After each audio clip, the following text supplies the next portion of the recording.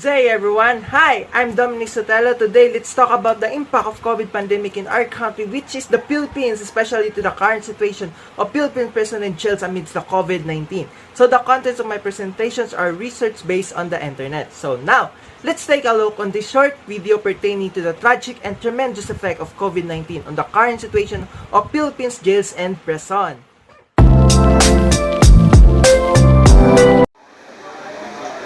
Prisons in the Philippines hold more than 4 times the number of prisoners they were designed for, and now dozens of inmates have tested positive for coronavirus.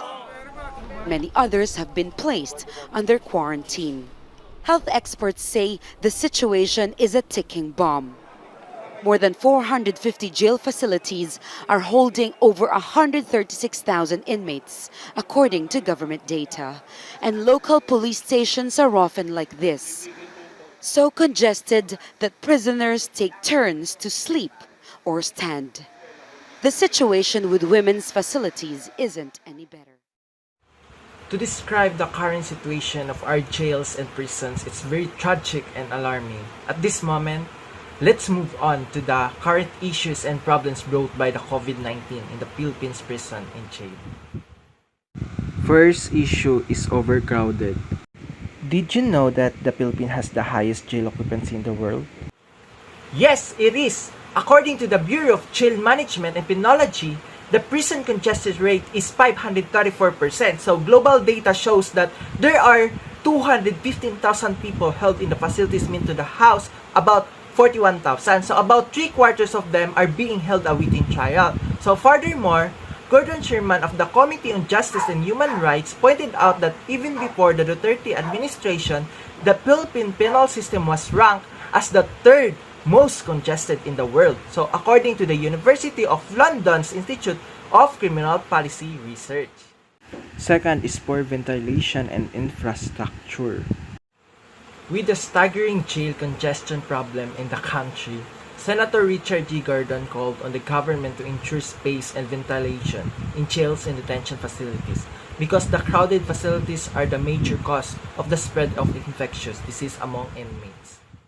Gordon said that due to the lack of ventilation in the jails, inmates easily contract airborne diseases like tuberculosis. Inmates also suffer from rashes and boils because of the lack of ventilation and water. Third is lack of sanitary facilities. Sanitary facilities that are in good condition, clean, sufficient in number, and easy to access are essential to ensure the hygiene and dignity of people in detention, as well as to avoid the transmission of certain infectious diseases, just as COVID.